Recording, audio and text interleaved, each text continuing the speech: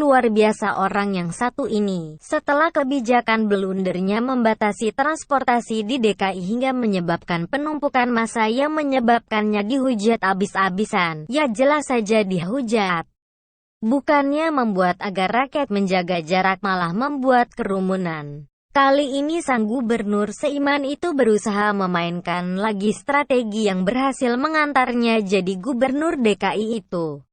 Ya apalagi kalau bukan strategi menggunakan ayat dan mayat, tapi kali ini mayat yang dipakai.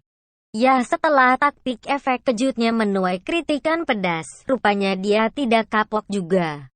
Dengan didukung oleh gerombolan pengasong ayat yang fanatik, dia rupanya masih berpikir dia di atas angin.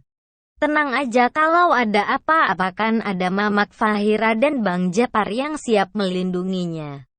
Belum lagi ada Bos Kala yang selalu siap pasang badan aman. Merasa diri kuat dan hebat, Wan Kejut terus bergerak berusaha memelintir apa yang telah dilakukan pemerintah pusat. Tujuannya jelas melakukan pembiasan informasi dan mendiskreditkan pemerintah. Mirip dengan apa yang dilakukan Prabowo junjungannya itu saat kampanye. Lempar isu salah dan ngawur, tak masalah, yang penting ramai. Strategi ini dikenal dengan Fire Hose of the False Luhut, terjemahan bebasnya ala lempar info ke publik, bodo amat informasi benar atau tidak. Jadi kalau melihat gaya panggungnya, jelas sekali kan siapa di belakang orang ini. Apakah Prabowo sang pembantu presiden terlibat?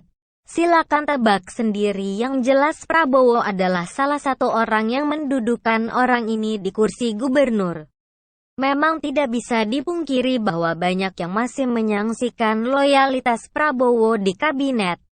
Lihat saja dia diam saja saat anak buahnya di partai yaitu Fadlizon masih terus nyinyir kepada pemerintah. Prabowo hanya diam anteng-anteng, tidak ada usaha agar tukang nyinyir itu diam. Jangan-jangan Prabowo si Menhan itu diam karena dia di belakang semua ini. Apakah ada konspirasi? Entahlah. Yang jelas rakyat masih ingat bagaimana gerombolan mereka membuat konspirasi yang untung saja gagal. Apalagi kalau bukan konspirasi nenek operasi plastik. Ratna Sarumpait, si nenek yang ngebet pengen muda lagi itu, mukanya bengkak ngaku digebukin. Dan terbukti gerombolan mereka sudah menyiapkan segala cara untuk menjatuhkan Jokowi.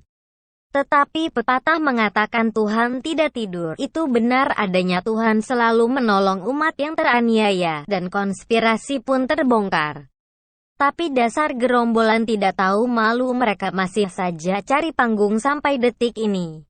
Gak ada malunya. Konspirasi jahat untuk menjelekkan pemerintah terlihat saat sang gubernur seiman mengumumkan update kasus COVID-19 terkini. Jumlah yang kematian dinaikkannya berlipat-lipat dan tidak sesuai dengan apa yang telah diumumkan oleh pemerintah.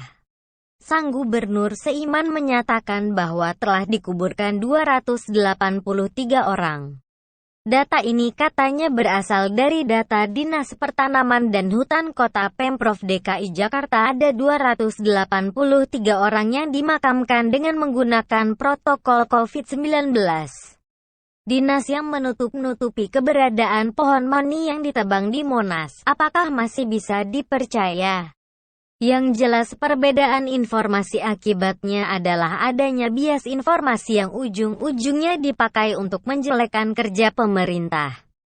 Ujungnya untuk membuat opini bahwa pemerintah menutup-nutupi apa yang telah terjadi, bahwa jumlah korban lebih besar.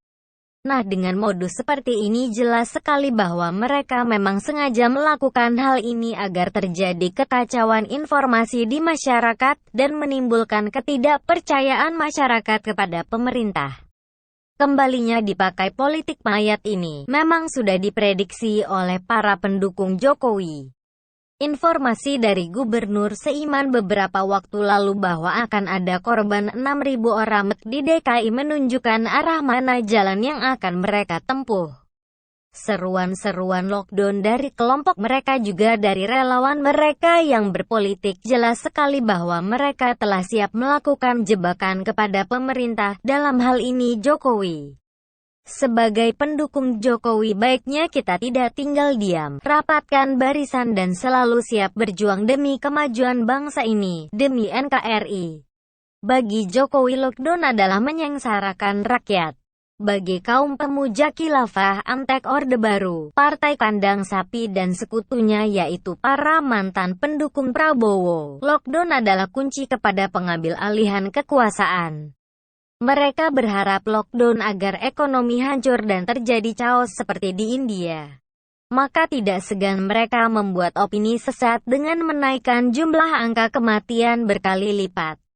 Ya, kita lihat saja bagaimana Gubernur Seiman sampai bergetar saat bicara jumlah angka kematian. Ini bisa saja terjadi karena hati nuraninya menolak berkata bohong dan berusaha tidak mengucapkannya.